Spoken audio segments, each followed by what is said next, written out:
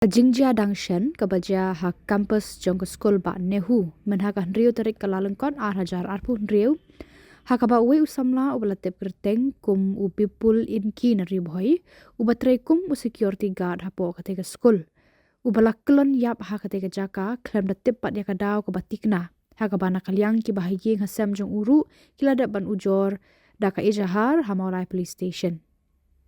Haka jingkran bad USP jong ke East Khasi Hills ba Vivix em men haka khat ar tarik kalalengkot hajar arpun riu ubana kalyang ki pulit ru kidang ab ek report jong ke postmortem nari boy bad ru loong ba nakalyang ki pulit yang menta kidang register haka unnatural death case nalor kata uloong ba daitat anda kilayo ya kajing shisha kin sa shemya karai lada kin register ne em kum ka murder case video bide ko Jingiap tu bipul inghi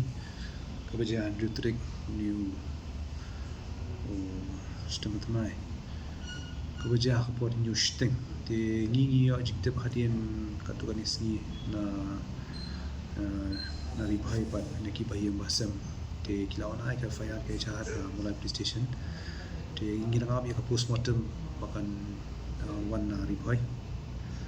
but how to report ka Jingtohkit na kebaja Nehu ngidang token di tak ada ngi layo ka jing shisha mentah ngi register ya mentah ngi register ka unnatural death case but hadian mengila yo jing shai halor ka Jingtohkit ka ba ngidang le na mo control outpost di hadian kata hingit sa rai ban register na em ya kan ka murder case yo kati ka accidental ru nyam Pyntikna di hadu na yo shahi it sanang ban shimya karai ke karai ban shim shaman postmortem kile anong po civil hospital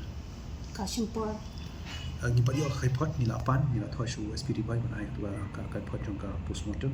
di hari kata ngi la khan tip shai ban hari mklai dab Jingtohkit ru Nehu ke ik baja tu khamiet ka ba ka jutrek New view battery po Nehu trek security guard